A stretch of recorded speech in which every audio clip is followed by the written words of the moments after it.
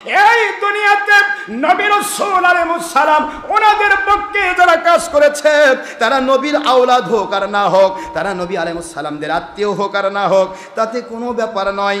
একজন বুড়ির কথা এসেছে কেতাবে, প্রমাণ হয়েছে সহিহ সনদে, মহিলাটা নবী হযরতে নূহ আলাইহিস সালামকে ভালোবাসতেন, এত ভালোবাসা দিতেন, এত বিশ্বাস রাখতেন, আমি আমার নূহ আলাইহিস সালামের উম্মত, ওনাকে আমি ভালোবাসি, ওনার মধ্য দিয়ে আমার আল্লাহকে আমি পেয়েছি।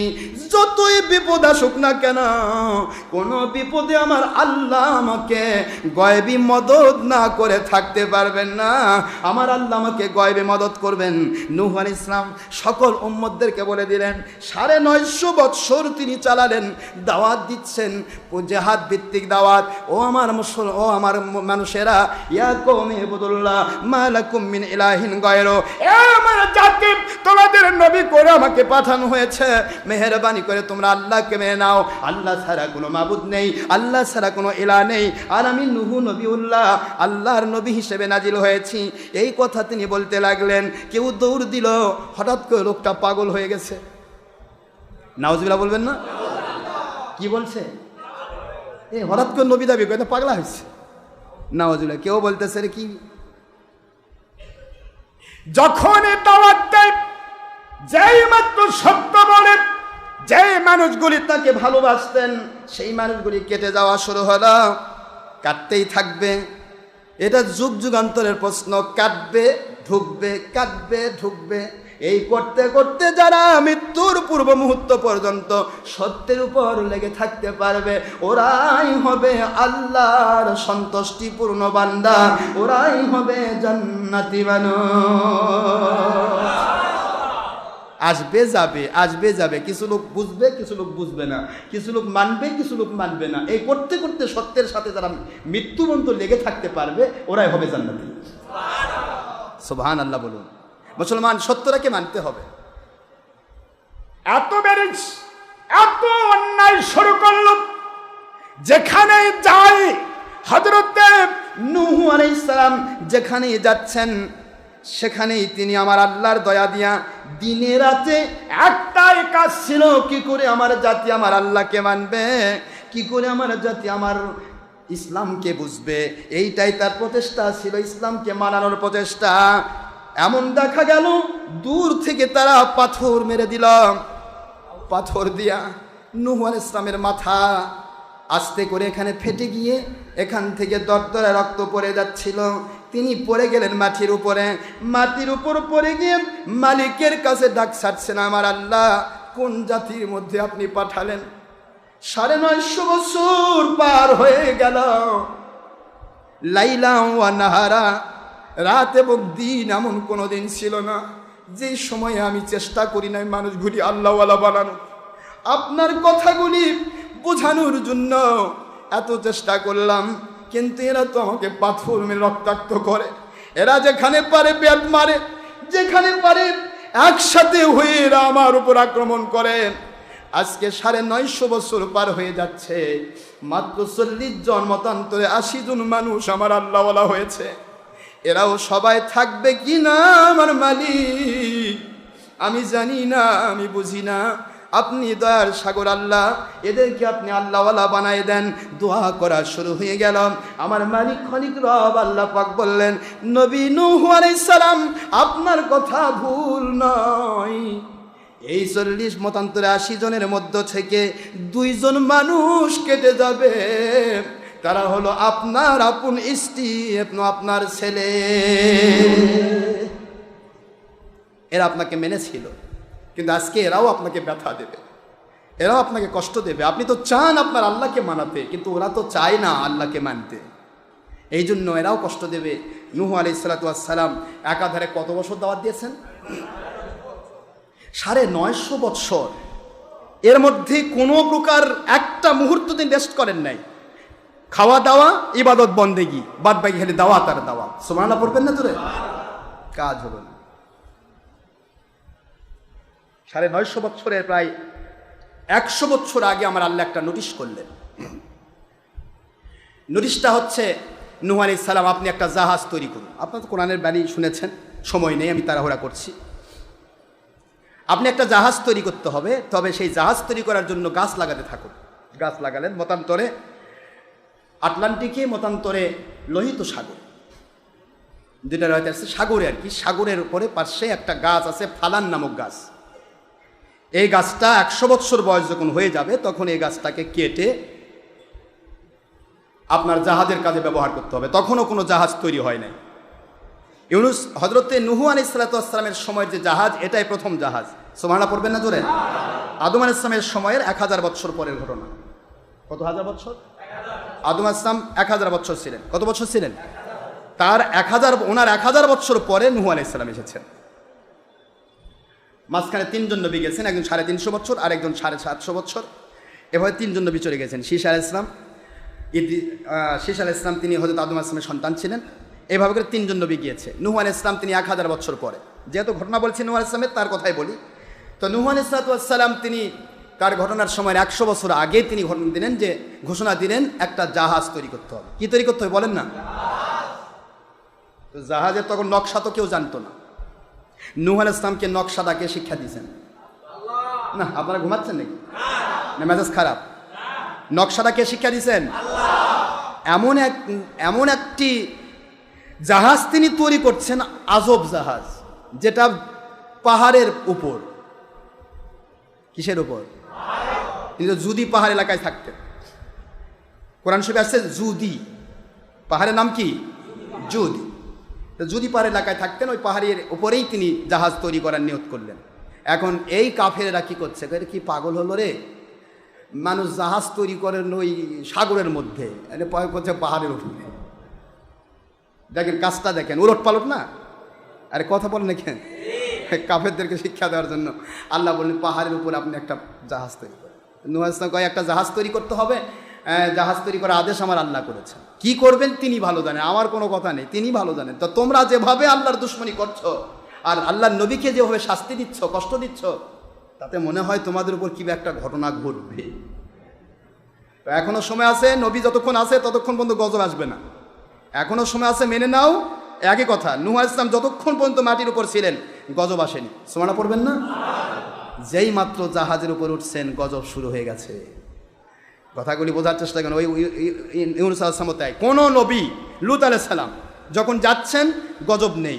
যেই মাত্র আল্লাহ পাক বললেন আপনি চলে যান, আপনার মেয়ে দুইটা মেয়েই তো আপনার কলেমা পড়েছে, 2 মেয়ে নিয়ে আপনি পার হয়ে যান, আমি দেখতেছি। সুবহানাল্লাহ পড়বেন না? 2 মেয়ে নিলেন, মহিলা স্ত্রী তো ছাড়া পড়ে গেল। আল্লাহ বলেননি মহিলাকে স্টিক নেন, বলেননি। আল্লাহ যদি বলতেন তাহলে বোঝা গেল তিনি ঠিক আছেন। আল্লাহ বলেন শুধুমাত্র 2টা মেয়ে আপনার সাথে থাকবে। আল্লাহ আমার স্ত্রী, আপনার স্ত্রী আপনার খেয়ানত করেছে, ও কাফেরদের সাথে মনে মনে সম্পর্ক আছে, ওকে আমি কবুল করিনি। সুবহানাল্লাহ। যেই মাত্র 2 জন সন্তান নিয়ে লূত আলাইহিস সালাম তার এরিয়া ছাড়লেন, মুহূর্তের মধ্যে আল্লাহর গজব এসে ওদেরকে উলটপালট করে দিল। সুবহানাল্লাহ বলবেন না? নাউযুবিল্লাহ, আস্তাগফিরুল্লাহ। আমার মালিক আমাদেরকে হেফাজত করুন গজব থেকে, আযাব থেকে। আর আল্লাহর আশ্চর্যজনক ঘটনা দেখলে তখন সুবহানাল্লাহ পড়তে হয়, এই জন্য সুবহানাল্লাহ পড়লাম। এখানে লূত আলাইহিস সালামের ঘটনা আমি বলছি না, নূহ আলাইহিস সালামের ব্যাপারটাও তাই, প্রত্যেক নবীর ব্যাপারটা তাই। কোনো নবী ওই এলাকায় থাকতে গজব হয়নি, এলাকা ছাড়ছেন গজব শুরু হয়ে গেছে। তো হযরত নূহ আলাইহিস সালাম তিনি জাহাজের প্রস্তুতি নিচ্ছেন, গাছ লাগালেন। 100 বছরের মধ্যে গাছগুলি তৈরি হয়ে গেল। 2টা রাওয়ায়াত আসছে, সমস্ত গাছগুলি মোটা মোটা হয়ে গেল। 100 বছরের মধ্যে গাছগুলি মোটা হয়ে গেল। এই গাছগুলি কাটলেন, মতান্তরে ওই ফালান নামক গাছ, এটারও আবার ব্যাখ্যা আছে। ফালান গাছটা কে নিয়ে আসবে? আল্লাহ। তিনি ডাক দিলেন, আল্লাহ পাক আদেশ করলেন ফালান গাছটা নিয়ে আসার মতো একটা পাওয়ার আমি দিয়েছি একজনকে, উস বিন উনুক নামক আপনার এই সম্প্রদায়ের মধ্যে একজন লোক আছে, যার এত যে সাগরের পাদদেশে পা দিলে তার পায়ে হাঁটু পানি হবে, 1 হাঁটু পানি। এটা কত লম্বা দেও দৈত্য। আপনারা নবীদের, আগেকার নবীদের কবর দেখে আসেন, নিজের চোখে দেখে আসবেন। একটা কবর যদি করেন, কোনটা 120 হাত লম্বা। কয় হাত?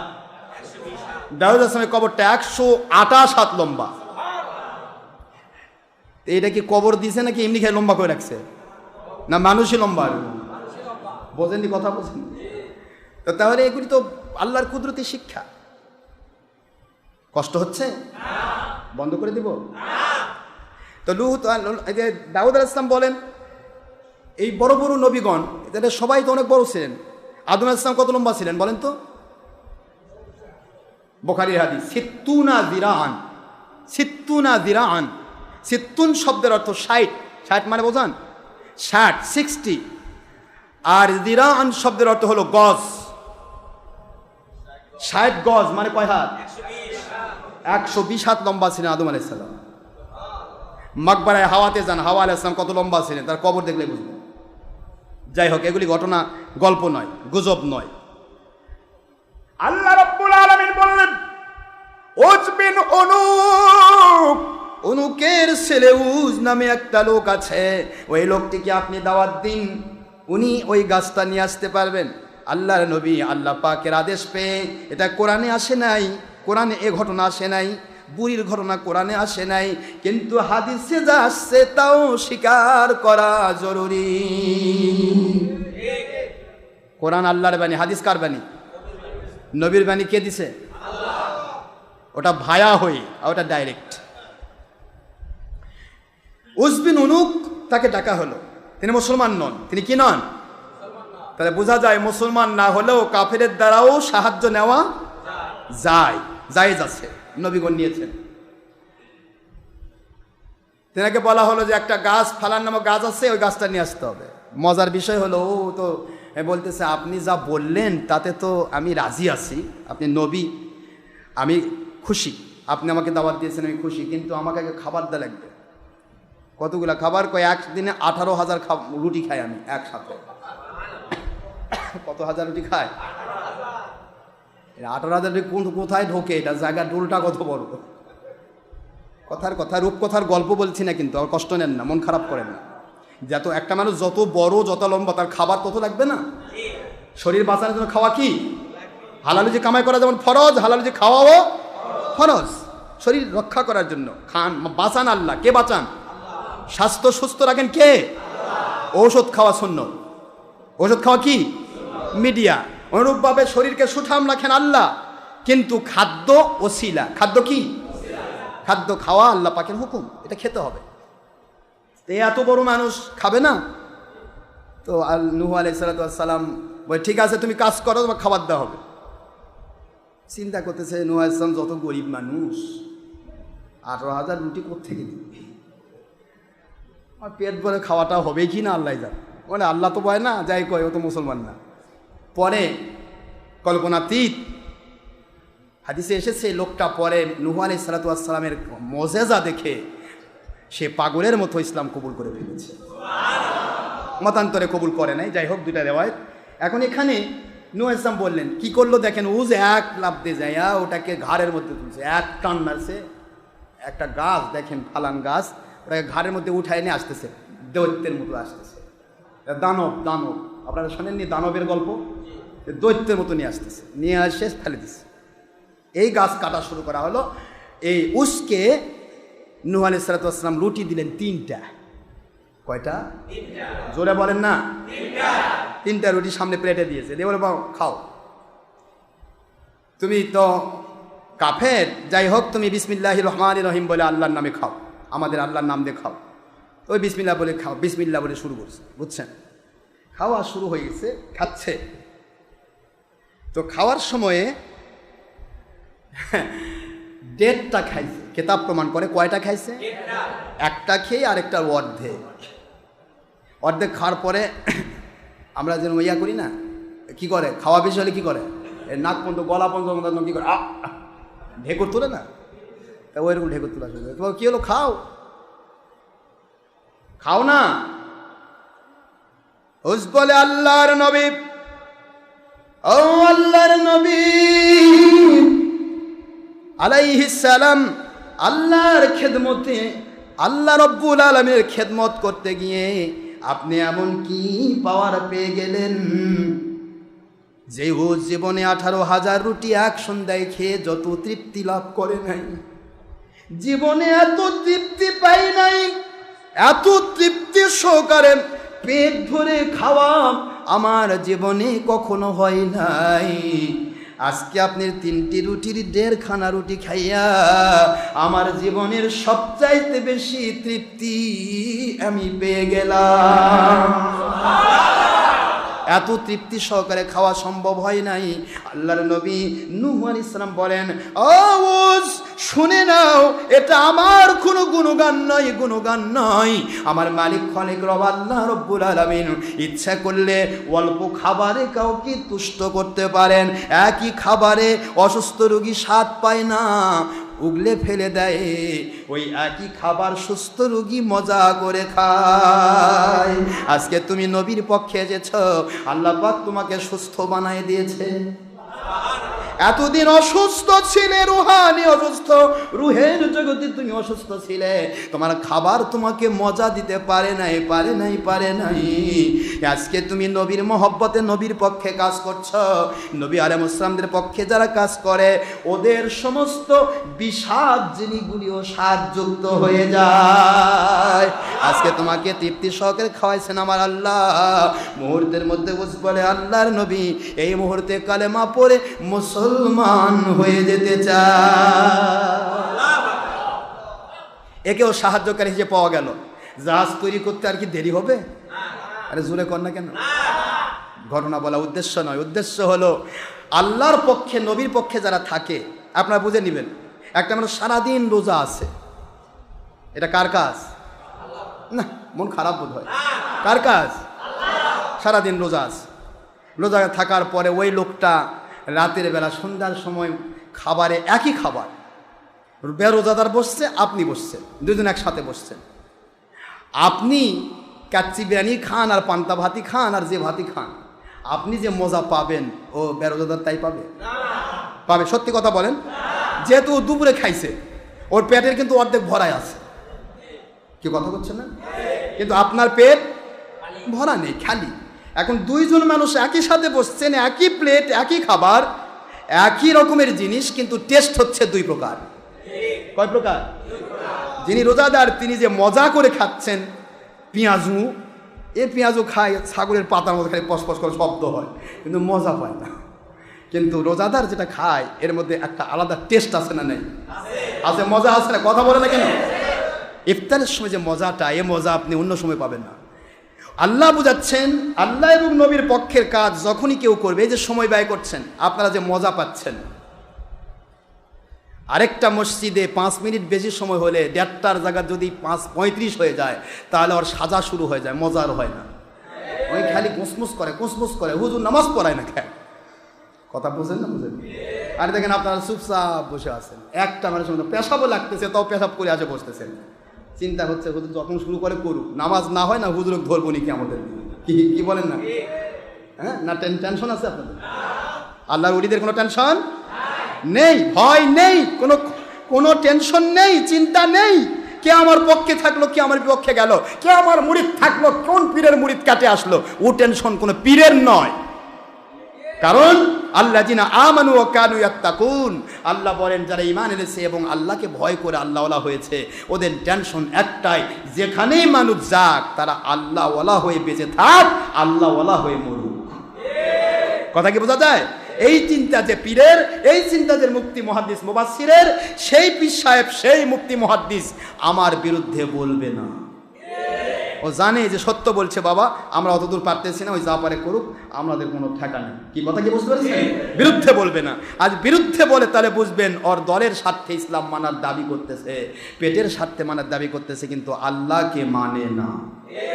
যাই হোক, হযরত নূহ আলাইহিস সালাতু ওয়াস সালাম শিক্ষা দিলেন, আল্লাহর পক্ষে নবীর পক্ষে যারা, তাদের প্রত্যেকটা অন্যান্য মানুষ যারা বিষাদ পায় সেটাতে সে স্বাদ পায়। 18,000 রুটির ক্ষুধা মিটে গেল উজের 1.5টা রুটির মধ্যে। মজা কত ভালো না? একই জায়গায় টিকছে না। নূহ আলাইহিস সালাম তৈরি করলেন, তৈরি করার প্রায় 50 বৎসর পর, জাহাজ তৈরি হওয়ার 50 বৎসর মতান্তর আছে। কোনো বর্ণায় 50, কোনো বর্ণায় 15, কোনো বর্ণায় 35, এত বছর পর বিপদ আসতেছে। কিন্তু এর মধ্যে কত ঘটনা ঘটে গেল। সকল কাফিররা নূহ আলাইহিস সালাম এবং তার 40 জন মতান্তরে 80 জন মানুষের উপরে ঠাট্টা বিদ্রূপ করতে লাগলো। তোমাদের হুজুর এত পাগলা হলো, নাউজুবিল্লাহ কোন, তোমরাও এত পাগলা। দেখো শুকনার মধ্যে মানুষ জাহাজ তৈরি করে, ওই সাগরের ভিতরে তোমার হুজুর জাহাজ বানাচ্ছে যদি পাহাড়ের উপরে। এটা কোন পাগলামি? তোমরা যাচ্ছ পাহাড়ের উপরে, তোমরা কি পাগল? কি ভণ্ডামি শুরু করেছো? নাউজুবিল্লাহ কোন? এটা ভণ্ডামি। ওদের চোখে ওরা দেখতেছে, নবী দেখতেছে আল্লাহর ওহির চোখে, আর ওরা কিসের চোখে দেখতেছে? শয়তানের চোখে। কথা করছেন না কেন? আল্লাহর ওলিরা যে কাজগুলি করে, কাজগুলির মধ্যে শয়তান যারা, তারা ভুল ধরতে পারে, কিন্তু আল্লাহওয়ালা ভুল ধরবে না। এগুলি চিন্তা করবে। নামাজের ভিতরেও একই কথা। আপনি বাড়িতে যাবেন, আপনাকে বলা হবে তুমি পাগল না ছাগল? বাড়ির কাছে মসজিদ ছেড়ে সময় মতো নামাজ হয়, আর তুমি টাকা পয়সা ব্যয় করে যাচ্ছ ডিস্ট্রিক্ট সারে মসজিদে কোবায় নামাজ পড়ার জন্য। তুমি পাগল না ছাগল? সময় ব্যয় করলে, টাকা ব্যয় করলে, ও টাইমে নামাজ পড়লে, তোমার মতো পাগল আর দুনিয়াতে নাই। কি কথা করছে না কেন? কিন্তু আসলে ওরা দেখতেছে ওদের স্বার্থের চোখে, শয়তানের চোখে। আপনি দেখতেছেন আল্লাহর রহমতের চোখে। দেখাটা দুই রকম। ও মুসলমান সোনার ভাইয়েরা, বুঝাতে গেলে সারাদিন লেগে যায়। আপনি একটি কথা বুঝে রাখুন, ওই মানুষটি যদি আল্লাহর সন্তুষ্টির দিকে চিন্তা করত, ওই একই পীর সাহেব, ওই একই তবলিগের লোক, ওই একই সরমনায়ের লোক, ওই একই আলেম, ওই একই মুফতি মুহাদ্দিস আপনাকে বলতো আমার মসজিদে আসলে তোমার প্রতি কদমে সওয়াব হতো। এখানে কয় কদম ফেলাতে প্রত্যেক কদমে 1 বছর নফল নামাজের সওয়াব হতো। কিন্তু বুখারী মুসলিমের হাদিস, প্রতি কদমের বিনিময়ে যখন 1 বছর নফল নামাজ রোজার সওয়াব হয়, তুমি এত দূর চলে গেছো, তোমার অত কদমের সওয়াব তুমি পাইছো। এটা হলো বুখারী মুসলিমের হাদিসের চোখ দিয়ে দেখা, আর নিজের স্বার্থের চোখ দিয়া, হিংসার চোখ দিয়ে দেখা। তুমি ভণ্ডামি করতেছো, তুমি পাগল হয়ে গেছো। অত দূর যাচ্ছ কেন? সময় ব্যয় করছো কেন? অর্থ ব্যয় করছো কেন? এটা হলো স্বার্থ, এবং দলের স্বার্থ, এবং শয়তানের স্বার্থে দেখা। দুটাই দেখা, কিন্তু দুই দেখার মধ্যে পার্থক্য আছে না নাই? আপনি মানতে পারেন আর না পারেন, স্বীকৃতি দিতে হবে। নূহ আলাইহিস সালাম তার জাতিকে বললেন, ভয় পেও না, চিন্তা করো না। ওরা তোমাদের পাগল বলুক, ভণ্ড বলুক, যত কষ্টই দেখ, মারধর করুক, কারণ ওরা হাজার হাজার, তোমরা মাত্র 40 জন 80 জন। মারামারি করার দরকার নাই। ওরা যদি আক্রমণ করতে চায়, তোমরা সরে এসো। আল্লাহ পাক রব্বুল আলামিন একদিন না একদিন কুদরত থেকে আমাদের গয়েবী মদত করবেন। জোরে বলুন সুবহানাল্লাহ। আল্লাহর পক্ষে রয়েছে, এর চেয়ে বেশি পাওয়া আমাদের জন্য আর কিছু নেই। তোমরা নবীর পক্ষে আছো, আল্লাহর পক্ষে আছো, এর চেয়ে বড় পাওয়া তোমাদের আর কিছু নেই। এটাই তোমাদের সবচেয়ে বড় পাওয়া, এটাই তোমাদের সবচেয়ে বড় সার্থকতা। ওরা শয়তানের পক্ষে আছে, ওরা যত লাখ থাক, যত কোটি থাক, ওরা শয়তানের পক্ষে। এটা ওদের ব্যর্থতা, এটা হচ্ছে ওদের জীবনের সবচাইতে দুর্ভাগ্যতা। এটা তাদের নিজের জীবনে তারা ধোঁকা দিচ্ছে। টেনশন করো না, যা করে করুক। একজন দাঁড়ায় বলছে, আল্লাহর নবী, আমাদের জাহাজ তৈরি হলো, জাহাজের উপর একটা বুড়ি মহিলা, বুড়ি পর্যন্ত পায়খানা করতে যায়। পুরা এলাকার মানুষ পায়খানা করছে। পায়খানা করতে করতে করতে করতে এত বড় জাহাজ, যেই জাহাজটা ছিল 2টি বহনা, 600 ফুট লম্বা, মতান্তরে 2500 ফুট লম্বা। 2500 বোঝেন? 2400 2500 মানে 2500। 2টি রাওয়ায়াত আছে, 600 ফুট লম্বা, মতান্তরে 2400, অর্থাৎ 2400 ফুট লম্বা। এত বড় একটি জাহাজ, 3 তলা বিশিষ্ট। উপরের তলায় থাকবে পাখিরা। কে থাকবে? সকল পাখির গ্রুপ এক জোড়া করে। তারপরের তলায় থাকবে মানুষেরা, যতগুলো মানুষ তার আল্লাহওয়ালা রয়েছে। তারপরের তলায় থাকবে বিভিন্ন জীবজন্তু, সিংহ, বাঘ, ভাল্লুক, ইঁদুর, মাদুর, যত প্রকার জাত আছে, প্রত্যেকটা জাতের একটা করে পুরুষ, একটা করে মহিলা। আল্লাহর নবী নূহ আলাইহিস সালাম বললেন, জাতিকে বলে দিলাম, এই আমার এরিয়ার সমস্ত বাঘ, ভালুকেরা, এই এলাকার মুরগি, এই এলাকার যাব ইঁদুর, এই এলাকার যাবত সমস্ত প্রাণীকুল, প্রত্যেক থেকে একটা করে জোড়া আমার জাহাজে উঠতে হবে। সমস্ত বাঘের মধ্য থেকে 2টা বাঘ চলে আসে। সুবহানাল্লাহ বলেন। বাঘ সাড়া দিচ্ছে, ভালুক সাড়া দিল, সিংহ সাড়া দিল, সকল জীবজন্তু, সমস্ত চতুষ্পদ জানোয়ার সবাই সাড়া দিল নবীর ডাকে। বাঘ এসে বলে, আল্লাহর নবী দুইজন কেন? আপনি যদি বলতেন সব আসতে হবে, সবাইকে নিয়ে হাজির হয়ে যেতাম। সিংহ বলেন, আল্লাহর নবী দুইজন কেন? একটা পুরুষ একটা মহিলা কেন? সমস্ত সিংহকে আসতে বললে আমরা সবাইকে নিয়ে আসতে পারতাম। প্রত্যেকটা জাত, প্রত্যেকটা প্রাণীকুল নবীর ডাকে সাড়া দিচ্ছে। জাহাজের ভিতরে এমন ভাবে থাকলো 150 দিন জাহাজ চলবে। এ জাহাজের ভিতরে একটা ছাগলকে কোনো বাঘ আক্রমণ করলো না, একটা জায়গায় কেউ কারো উপর আক্রমণ করলো না। মুসলমান চিন্তার বিষয়, 150 দিন ধরে পানির উপর থাকবে। 150 দিন এতগুলো প্রাণীর খাবার কে জুগিয়েছেন? বলুন, কে জুগিয়েছেন? ওই জাহাজের মধ্যে এত খাবার নেওয়া সম্ভব কেমনে? বাঘ কতগুলি গরু খায়, সিংহ কতগুলি ছাগল খায়, কত প্রাণী কত খাবার খায়, মানুষগুলি কত খাবার খাবে?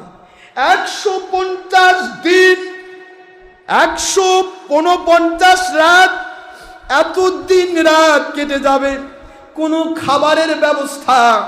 মালিক বললেন, ও নূহ নবী আলাইহিস সালাম, বলেছি আমি জাহাজ বানাতে, উঠতে বলেছি। যারা উঠতে চায় উঠতে বলেন, যারা উঠতে চায় না তাদেরকে জুলুম করবেন না, থাকতে বলেন। যে যেটা চায় সে সেটা পায়। আপনি শুধু জাহাজের উপর উঠবার কথা বলবেন, খাবারের ব্যবস্থা আমি আল্লাহ রব্বুল আলামিন কুদরত দিয়া করব।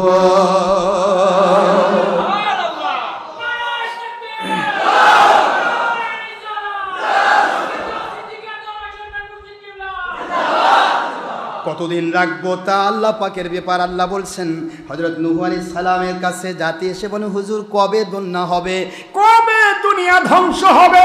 কিছুই তো বুঝি না। ওরা তো আমাদেরকে শুধু গুজব ছড়াতে আছে, ভণ্ডামি, এটা সেটা, কত পাগল কত কি বলল, কিন্তু এ বলাতেও ক্ষান্ত হলো না।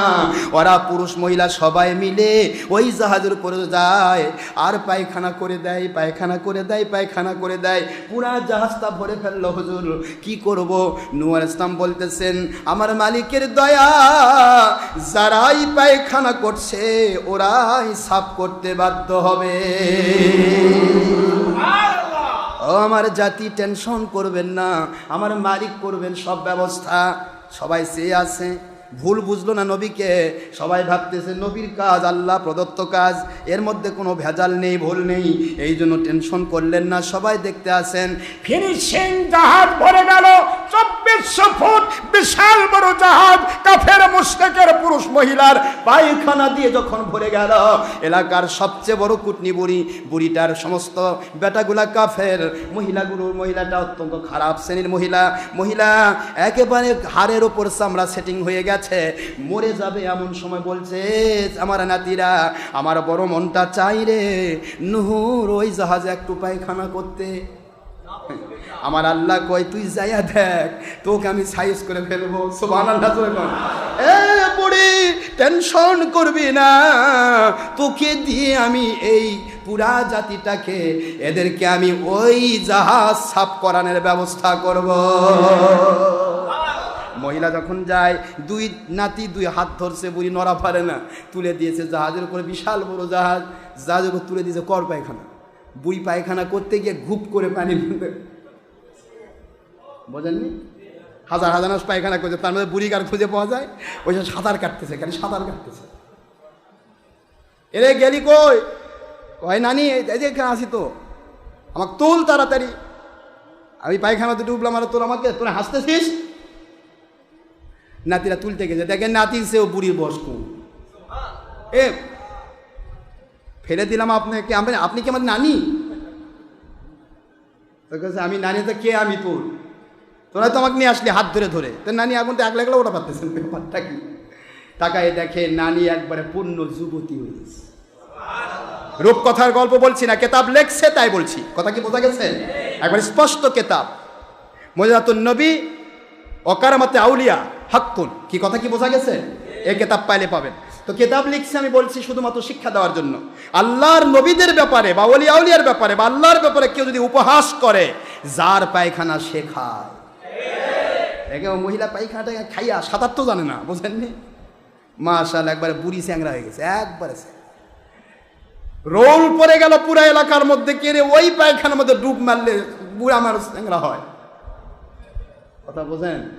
শুরু হয়ে গেল ডুব দেওয়া, ডুব দিতে দিতে দিতে দিতে তারপরে পায়খানা একদম খাইছে, অসুখ ভালো হয়ে গেছে, বিভিন্ন অসুখ আল্লাহ পাইকারি অসুখ দিছে, অসুখের জন্য আসে পায়খানা তুলে খায়, ও ভালো হয়ে যায়। এরা কয় কেরের কি যে না ওষুধ হয়ে গেল সব। আমার মালিক বলতেছে দাঁড়া, নূহ আলাইহিস সালাম বলতেছে তার 80 জন মতান্তরে 40 জন লোককে দেখছো, আমার মালিকই ওদেরকে খাওয়াচ্ছে, ভালো জিনিস খাচ্ছে, অসুবিধা নেই, আমরা এর মধ্যে ভালো জিনিস খাবো, ওরা খাচ্ছে কি দেখো, খারাপ না ভালো? যার পায়খানা সে খাচ্ছে, জু খুদেগা ওহি গেরেগা, যে খাল খোঁড়ে সে খালের মধ্যে পড়ে। তো যাই হোক, কথা তো অনেক বড়, এ কথাগুলি 5 ঘন্টার দরকার, এত তাড়াতাড়ি হয়। যাই হোক, সময় একেবারেই কম, আমি শুধু আপনাদেরকে সংক্ষিপ্ত আকারে টাচ দিয়ে যাচ্ছি। নূহ আলাইহিস সালাম তিনি বলেন দেখো কি হয়, দেখতে থাকো। পরে দেখা গেল ফিনিশিং, পরে দেখা গেল ওদের অসুখ বিসুখ সেই দিন সব সারলো যেদিন ওই পুরা জাহাজটা 7 বার ধুয়ে পানি খাওয়া শেষ হলো। কয়বার ধুইছে? 7 বার ধুলে সেটা হালাল না হারাম হয়? এটা হারাম পাত্র, একটা পাত্র, আমরা 3 বারের সিস্টেম বলি, ইসলামী সিস্টেম 3 বার। একটা পাত্র, এই পাত্রটাকে 3 বার ধুবেন, উপরে রাখা হয়েছে 7 বার। 7 বার ধুলে এই পাত্রটা কি হয়? পরিষ্কার হয়ে যায়, পরিচ্ছন্ন হয়ে যায়, পবিত্র হয়ে যায়, নিট অ্যান্ড ক্লিন হয়ে যায়। তো 7 বার ধুয়ে একেবারে পরিষ্কার পরিচ্ছন্ন করে কমপ্লিট করলো। নূহ আলাইহিস সালাম তার জাতিকে বললেন তোমরা এবার আরেকবার পাকা, ওরা তো নাপাকেরাও করছে, এবার তোমরা একবার পরিষ্কার করো। একবার সবাই মিলে পরিষ্কার করার পরে দেখে নূহ আলাইহিস সালাম বলেছিলেন যেদিন বন্যা হবে সেই দিন আগুন জ্বলা চুলার ভিতর থেকে পানি উঠবে। সুবহানাল্লাহ পড়বেন না তোরে? হঠাৎ করে নূহ আলাইহিস সালামের স্ত্রী দেখতেছে, আসলে তো স্ত্রী কিন্তু নূহ আলাইহিস সালামকে মানে, কিন্তু ওই দিন ওটা দেখে আরও পাগল হয়ে গেছে, কিরে ওনার কথা তো ঠিক। আগুন নিভে গেল, কি বের হচ্ছে? পানি বের হচ্ছে।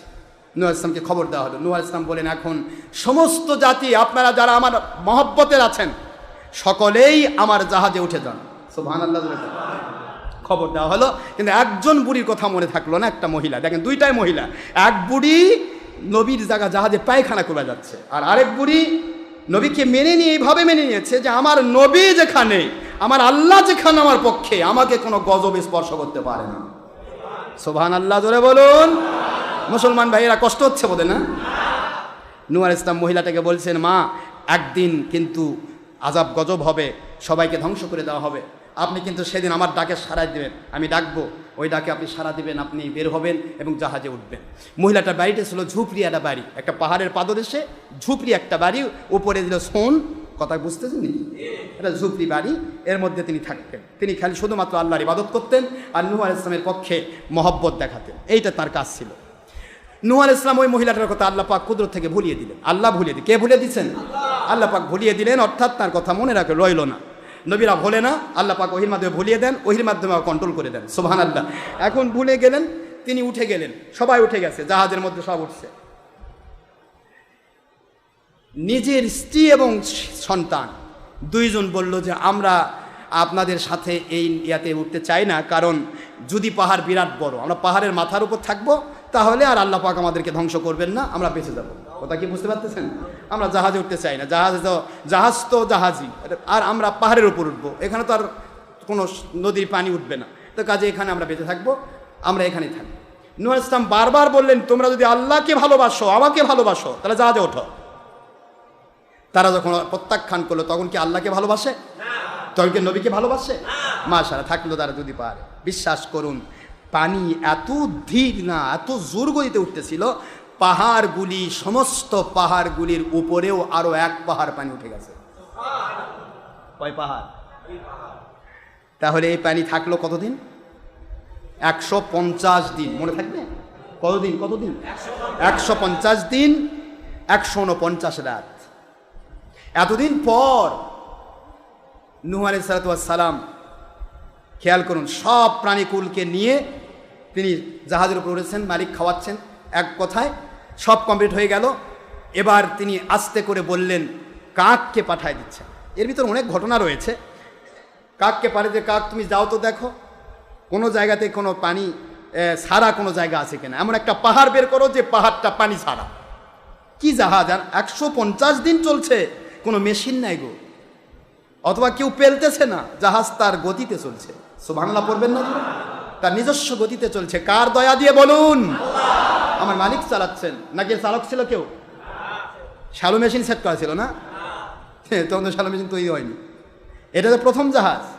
তো নূহ আলাইহিস সালাতু ওয়াস সালাম তিনি বললেন যাও দেখে এসো। কাক একটু নেমোখারামি করলো, সে গিয়ে হয়তো ভুলে গেল বা আসতে পারেনি। তিনি কবুতরকে পাঠালেন। কবুতর গিয়ে অলিভ গাছের ডাল, অলিভ বোঝেন তো, অলিভ জাইতুন, জাইতুন গাছের একটা ডাল নিয়ে ফিরে আসলেন। অমুক জায়গায় একটা পাহাড় বের হয়েছে, সেখানে জাইতুন গাছ আছে। নূহ আলাইহিস সালাম সেদিকে পাহাড় ইয়াকে জাহাজকে অর্ডার করতেছে। সুবহানাল্লাহ পড়বেন না? মেশিনে স্টার্ট দেওয়া লাগে, উনি জাহাজকে অর্ডার করতে, জাহাজ এই দিকে, মাশাআল্লাহ ওই দিকে জাহাজ চলতেছে। বিসমিল্লাহি মাজরাহা ওয়া মুরসাহা ইন্না রাব্বি লাগফুরুর রহিম। এটা হলো জাহাজে ওঠার সময় তিনি দোয়া করেছিলেন। সুবহানাল্লাহ পড়বেন না জোরে? তো যাই হোক, এখানে নূহ আলাইহিস সালাতু ওয়াস সালাম তিনি বুঝলেন যে পাহাড় বের হয়েছে। সেই পাহাড়ের দিকে মুহূর্তের মধ্যে জাহাজটা গিয়ে আটকে গেল, ভিড়ে গেল, ওঠা গেল। উঠে দেখেন ওই পাহাড়টাই হচ্ছে জুদি পাহাড়। একটু সুবহানাল্লাহ পড়বেন না? যেখান থেকে রওনা দিয়েছেন সেখানেই মাশাআল্লাহ বলবেন না জোরে? আলহামদুলিল্লাহ, আলহামদুলিল্লাহ, আলহামদুলিল্লাহ।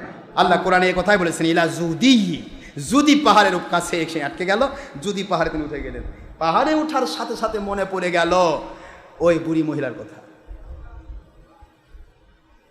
আল্লাহ কুদরত খেলাবেন, কুদরত দেখাবেন, যার কারণে আল্লাহ পাকে কথা বলেন। মুহূর্তের মধ্যে দৌড় দিয়ে যান, ও মহিলা, পাহাড়ের পাদদেশের বুড়ি মা মহিলা, আপনাকে ডাকার সময় পাইনি গো মা, আপনাকে ডাকার সময় পাইনি। ভুলি না, ভুলি না, আমার মালিক আপনাকে ভুলিয়ে দিয়েছেন। ও আমার মা, আপনাকে ভুলতে পারি নাই। আপনি জাহাজে উঠলেন না, আসলেন না।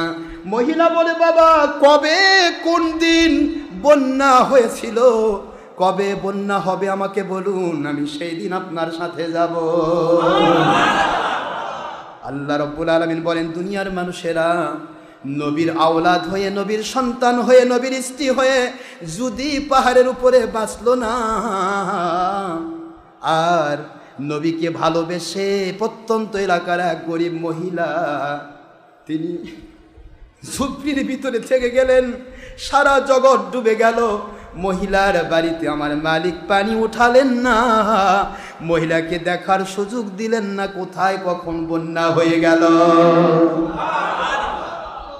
এই জন্য বলছি, আল্লাহ এবং নবীর পক্ষে যিনি, সেই পীরের পক্ষে থাকেন, সেই আল্লাহর ওলির পক্ষে যান, সেই মুফতি মুহাদ্দিসের পক্ষে যান, সেই বাপ মায়ের পক্ষে আমার কথা বলতে হবে। কি কথা ঠিক না? ঠিক।